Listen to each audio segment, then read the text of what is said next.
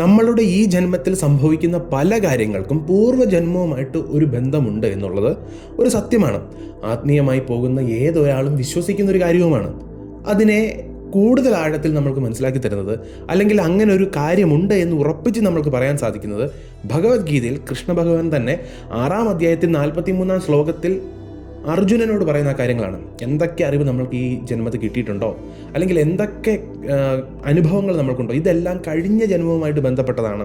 അതിൻ്റെ ബാക്കിപത്രം എന്നോണമാണ് നമ്മൾ ഈ ജന്മത്തിൽ അത് പാലിച്ചു മുന്നോട്ട് പോകുന്നത്.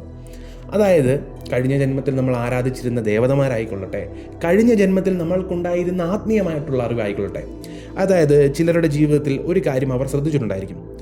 കുറേ വർഷത്തോളം ദൈവവിശ്വാസം ഒന്നുമില്ലാതെ, അല്ലെങ്കിൽ ആത്മീയമായ ഒരു ചിന്തയും ഇല്ലാതിരുന്ന ആളുകൾ പെട്ടെന്നൊരു ദിവസം ആത്മീയതയിലേക്ക് കടന്നു വരിക, പെട്ടെന്ന് ആത്മീയമായി മാറുക, ആത്മീയമായ ചിന്തയിലേക്ക് വരിക, ദൈവത്തെ കൂടുതൽ ആഴത്തിൽ മനസ്സിലാക്കുക. അവർക്ക് പോലും അപ്രാപ്യമെന്ന് തോന്നിയിരുന്ന, ഒരിക്കലും പ്രതീക്ഷിക്കാത്ത അറിവുകൾ പോലും പല ആളുകൾ വഴിയും പുസ്തകങ്ങൾ വഴിയും ഒക്കെ അവരിലേക്ക് വരിക. ആത്മീയ ഗ്രന്ഥങ്ങൾ വഴി, ആത്മീയ ഗുരുക്കന്മാർ വഴി, അല്ലെങ്കിൽ സാഹചര്യം കൊണ്ട് ഏതെങ്കിലും വഴി ചില ദേവതകളും അല്ലെങ്കിൽ ചില ആത്മീയമായ അറിവുകളിലും അവരിലേക്ക് വരുമ്പോഴാണ് അവർ പ്രതീക്ഷിക്കുന്നത്, അല്ലെങ്കിൽ അവർ ആലോചിക്കുന്നത് എന്തുകൊണ്ട് സംഭവിക്കുന്നു. ഇതിനു മുൻപ് ഞാൻ പ്രതീക്ഷിക്കാത്ത കാര്യമാണല്ലോ, ഒരിക്കലും ഞാനിങ്ങനെ ചിന്തിച്ചിട്ട് പോലുമില്ലല്ലോ, ആത്മീയമായി ചിന്തിക്കാത്ത കാര്യം എങ്ങനെ സംഭവിക്കുന്നു. ഇതിൻ്റെ ഉത്തമ ഉദാഹരണം എന്ന് പറയുന്നത്, നമ്മൾ പല ജന്മം എടുക്കുമെങ്കിലും നമ്മളുടെ ആത്മീയമായ ഈ ഒരു യാത്ര എന്ന് പറയുന്നത് വളരെ മുൻപ് തുടങ്ങിയതാണ്. നമ്മൾ 5-ാം ക്ലാസ്സിൽ പഠിത്തം അവസാനിപ്പിച്ചാൽ ഇനി അടുത്തത് 6-ാം ക്ലാസ്സിലേക്കാണ്.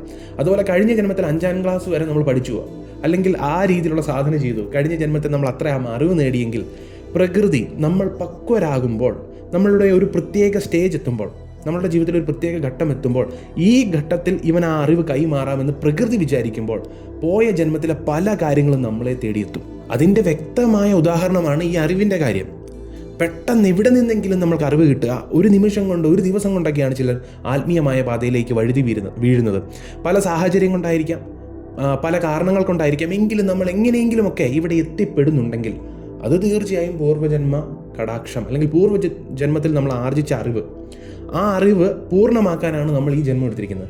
അതുപോലെ തന്നെ കഴിഞ്ഞ ജന്മത്തിൽ ആരാധിച്ചിരുന്ന ദേവതമാരും നമ്മൾക്ക് ഈ ജന്മത്തിൽ കൂടെ ഉണ്ടാവും. ഇതൊരു വലിയ കാര്യമാണ്.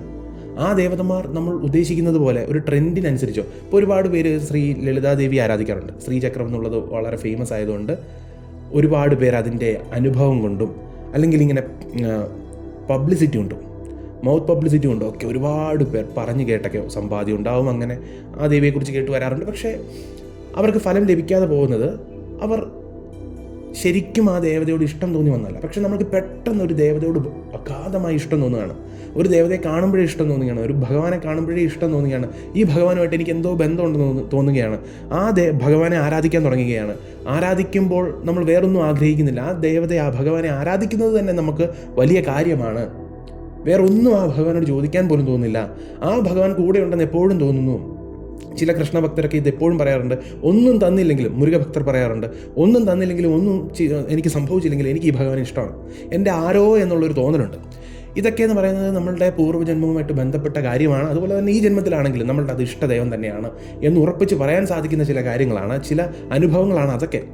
നമ്മളുടെ ഈ ചാനലിൽ തന്നെ ഇതിൻ്റെ ഒരു കഥ പറഞ്ഞിട്ടുണ്ട്. കഴിഞ്ഞ ജന്മത്തിൽ കാളി സാധന ചെയ്തുകൊണ്ടിരുന്ന ഒരു ഭക്തൻ ഈ ജന്മത്തിൽ കുറച്ച് മന്ത്രം ജപിച്ചതേ ഉള്ളൂ.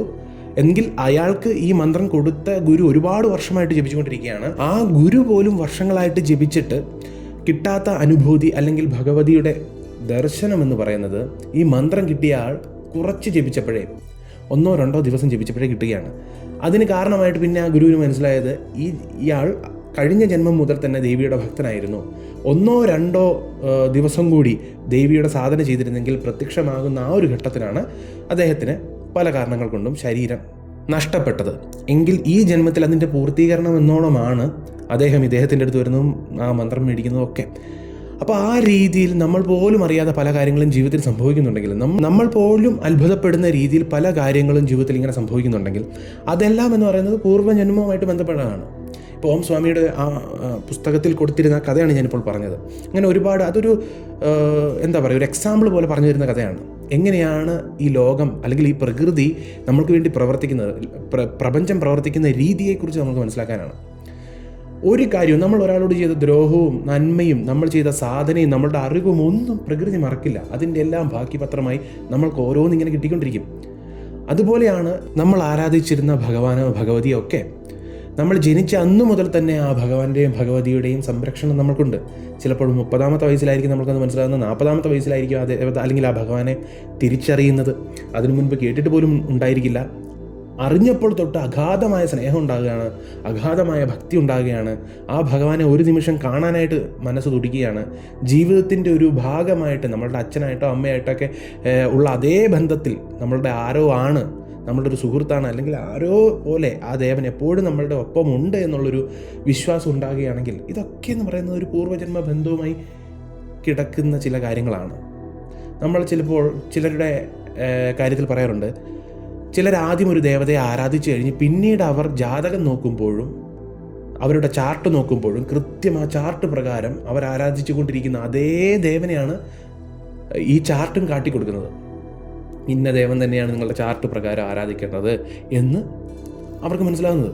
അപ്പോൾ അതെങ്ങനെ സംഭവിച്ചു? ഒരിടത്തും പോയി ഒരു ജ്യോതിഷനെയും കാണാതെ നമ്മൾ തന്നെ എടുത്ത ഡിസിഷനാണ് ഈ ദേവതയെ ആരാധിക്കാം.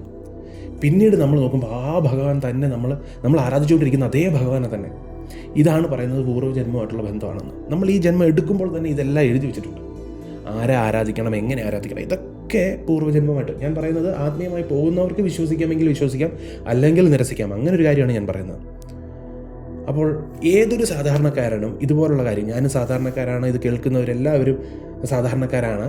ഞാൻ പറയുന്നത് ദൈവത്തിൻ്റെ മുന്നിൽ എല്ലാവരും സാധാരണക്കാരാണ്, ആരും അസാധാരണക്കാരായിട്ടുള്ളതില്ല. നമ്മൾക്കെല്ലാം വേണമെങ്കിൽ അസാധാരണക്കാരായി മാറുകയും ചെയ്യാം. അപ്പോൾ നമ്മളെ അസാധാരണക്കാരാക്കി മാറ്റുന്ന ചില അറിവുകളുണ്ടല്ലോ, അതുപോലും നമ്മളിലേക്ക് വരുന്നത് നമ്മൾ പോലും ആഗ്രഹിക്കാതെയോ അല്ലെങ്കിൽ നമ്മൾ പോലും അറിയാതെയാണ്. നമ്മൾ പോലും വളരെ വലിയ ഡിപ്രഷനിലോ അല്ലെങ്കിൽ വളരെ മോശം അവസ്ഥയിലൊക്കെ ജീവിതത്തിൽ നിൽക്കുമ്പോഴായിരിക്കും ആത്മീയമായിട്ടൊരു ഉണർവുണ്ടാകുന്നത്. ഞാൻ ഇടയ്ക്ക് പറയുന്നൊരു കാര്യമാണ്, എനിക്ക് തോന്നിയിട്ടുള്ളൊരു കാര്യമായിട്ട് ഞാൻ പറയുന്നതാണ്. നമ്മൾക്ക് 2 ഓപ്ഷനുണ്ട്. നമ്മൾ ആ ഡിപ്രഷനിലേക്ക്, അതായത് വിഷാദത്തിലേക്ക് അല്ലെങ്കിൽ ജീവിതം തകർന്നിരിക്കുമ്പോൾ നമുക്ക് 2 ഓപ്ഷനുണ്ട്. ഒന്നെങ്കിൽ നമ്മൾക്ക് മദ്യം, മയക്കുമരുന്ന് അങ്ങനെ ഉള്ള കാര്യങ്ങളിലേക്ക് പോകാം. അത് നമ്മളുടെ ജീവിതത്തെ നശിപ്പിക്കും. നമ്മളെന്ന് പറയുന്ന ആളെ ഒരുപാട് പടുകുഴിയിലേക്ക് തള്ളും. എങ്കിൽ അതേസമയം നമ്മൾ ദൈവത്തിൻ്റെ സഹായം, ഇങ്ങനെയുള്ള അവസ്ഥകളിൽ ദൈവത്തിൻ്റെ സഹായത്തിലേക്ക്, ദൈവഭക്തിയിലേക്ക്, ആ ഭഗവാനോടുള്ള ആ ഒരു ഭക്തിയിലേക്കൊക്കെ നമ്മളുടെ മനസ്സ് സഞ്ചരിക്കുകയാണെങ്കിൽ അത് പൂർവ്വജന്മ പുണ്യമാണ്. നമ്മൾക്ക് ആ ഭഗവാൻ ഒരുക്കി തരുന്ന അവസരമാണ്. ഒരാൾക്ക് നശിച്ചു പോകാനും മറ്റൊരാൾക്ക് രക്ഷപ്പെടാനും ഈ ഒരു ചിന്ത മതി. ഒന്നെങ്കിൽ നമ്മൾക്ക് ദൈവത്തെ തിരഞ്ഞെടുക്കാം ആശ്വാസത്തിനായി. നമ്മൾ നന്നായി പ്രവർത്തിക്കണം, കഠിനാധ്വാനം ജീവിതത്തിൽ ചെയ്യണം നമ്മൾ രക്ഷപ്പെടാൻ. അല്ലാതെ ഭഗവാനെ മാത്രം പ്രാർത്ഥിച്ചുകൊണ്ടിരിക്കാനല്ല ഞാൻ പറയുന്നത്. പക്ഷെ ഒരു ആശ്വാസമായി ഭഗവാൻ ഉണ്ടെങ്കിൽ നമ്മൾക്ക് ഏത് പ്രവർത്തനം ചെയ്യാനും ഒരു ശക്തിയാണ്. അങ്ങനെ ആ ശക്തി വരുന്നത്, ആ ഭഗവാൻ നമ്മളുടെ ഉള്ളിലേക്ക് വരുന്നത്, നമ്മൾക്ക് മാത്രം ആത്മീയമായി പല കാര്യങ്ങൾ മനസ്സിലാകുന്നത്, ഇതൊക്കെ പൂർവ്വജന്മ സുഹൃതം തന്നെയാണ്. അതൊന്നും നമ്മൾ ആരോടും പറഞ്ഞ് മനസ്സിലാക്കാൻ പോയിട്ട് ഒരു കാര്യമില്ല. ഇപ്പോൾ ദൈവത്തെ വിശ്വസിക്കാത്ത ഒരാളോടോ അല്ലെങ്കിൽ ദൈവവിശ്വാസം വളരെ മോശമാണെന്ന് പറയുന്ന ആളോടോ ഒക്കെ നമ്മൾ എങ്ങനെ പറഞ്ഞ് ജയിക്കും? അതിൻ്റെ ആവശ്യവുമില്ല, അങ്ങനെ പറയുകയും ചെയ്യരുത്. കാരണം അദ്ദേഹത്തിന്, ആ ദൈവവിശ്വാസം ഇല്ലാത്ത ആൾക്ക് ഈ ഒരു അറിവോ അല്ലെങ്കിൽ ഈ ഭഗവാനെ ആരാധിക്കാനുള്ളൊരു മനസ്സോ തോന്നാത്തത് അവരുടെ പൂർവ്വജന്മവുമായിട്ട് ബന്ധപ്പെട്ടതാണ്. അതിൽ നമ്മൾ എന്ത് ചെയ്താലും തിരുത്തലുണ്ടാക്കാൻ സാധിക്കില്ല. അതിന് അവർ തന്നെ കണ്ടെത്തേണ്ടതാണ്. ആത്മീയത എന്ന് പറയുന്നത് ഒരു കൂട്ടം ആളുകൾ ഒരുമിച്ചൊരു യാത്രയ്ക്ക് പോകുന്നതല്ല. ഓരോരുത്തർക്കും ഓരോ പാതയാണ്, ഓരോരുത്തർക്കും ഓരോ യാത്രയാണ്. നമ്മളെ ആരും കൊണ്ടുവന്ന് ഇട്ടതല്ല ഈ ഒരു ആത്മീയത എന്ന പാതയിലേക്ക്. നമ്മൾ തന്നെ വന്നു ചേർന്നതാണ്. സാഹചര്യം കൊണ്ടും, ഞാൻ പറഞ്ഞതുപോലെ പലതരത്തിലുള്ള സാഹചര്യം. നമ്മളുടെ ജീവിതത്തിലെ ഏറ്റവും മോശം അവസ്ഥയിലായിരിക്കും, ചിലപ്പോൾ ജീവിതത്തിലെ ഏറ്റവും സന്തോഷം അനുഭവിച്ച അവസ്ഥയിലായിരിക്കും. എങ്ങനെയൊക്കെയോ നമ്മളിവിടെ വന്നു പെട്ടു. ആ വന്നു പെട്ടത് നമ്മളുടെ മാത്രം കാര്യമാണ്, നമ്മളുടെ മാത്രം പാതയാണ്. ഈ പാതയിലേക്ക് നമ്മൾ വന്നത് നമ്മളുടെ സുഹൃതം കൊണ്ടാണ്. നമ്മൾ പോലും അത്ഭുതപ്പെട്ടു പോകും, എങ്ങനെയാണ് ഞാൻ ആത്മീയതയിലേക്ക് വന്നത്, എങ്ങനെയാണ് ഞാൻ ഭക്തനായത്. ചിലപ്പോൾ നമ്മളുടെ വീട്ടിൽ ഒരു കഥ പറഞ്ഞു തരാൻ പോലും, ആത്മീയമായിട്ടൊരു പുരാണ കഥ പറഞ്ഞു തരാൻ പോലും ആരും ഉണ്ടായിരിക്കില്ല. നമ്മളുടെ വീട്ടിൽ ആരും നമ്മളെ ആത്മീയമായിട്ട് കൊണ്ടുവരാൻ ശ്രമിച്ചിട്ട് പോലും ഉണ്ടായിരിക്കില്ല. നമ്മളുടെ വീട്ടിലുള്ള ആളുകൾ പോലും ഭക്തരായിരിക്കില്ല. എങ്കിലും നമ്മൾക്ക് ഭക്തി വന്നോ? അതാണ് അത്ഭുതം എന്ന് പറയുന്നത്. അതാണ് പൂർവ്വജന്മ ബന്ധം. അല്ലെങ്കിൽ ചിലർക്ക് ചില ഭക്തിയുള്ള വീട്ടിൽ ജനിച്ചാൽ പണ്ട് മുതലേ ഭക്തി ഉണ്ടായിരിക്കും. അത് പൂർവ്വജന്മവുമാണ്, ഈ ജന്മത്തിൻ്റെ ബന്ധവുമാണ്. അത് നമ്മളുടെ പൂർവികരുടെ പുണ്യമാണ്. എങ്കിൽ ഇതൊന്നുമില്ലാതെ നമ്മൾ വന്നെങ്കിൽ, നമ്മൾ വന്നതിന് ശേഷം നമ്മുടെ വീട്ടിലുള്ള എല്ലാവരും ഭക്തരായെങ്കിൽ, അതൊക്കെ എന്ന് പറയുന്നത് പൂർവ്വജന്മ സുഹൃതം തന്നെയാണ്. അപ്പോൾ അങ്ങനെ പല കാര്യങ്ങളും, അത്ഭുതപ്പെടുത്തുന്ന പല കാര്യങ്ങളും നമ്മളുടെ ജീവിതത്തിലുണ്ട്. അതിലേക്ക് വെളിച്ചം വീശുന്ന ഏറ്റവും വലിയ കാര്യമാണ്, നിങ്ങൾക്ക് വേണമെങ്കിൽ പരിശോധിക്കാം, അധ്യായം 6 43 ശ്ലോകത്തിൽ ശ്രീകൃഷ്ണൻ പറഞ്ഞിട്ടുള്ള ആ അറിവിൻ്റെ കാര്യം പൂർവ്വജന്മവുമായിട്ട് ബന്ധപ്പെട്ടത്. അഹോബിലം.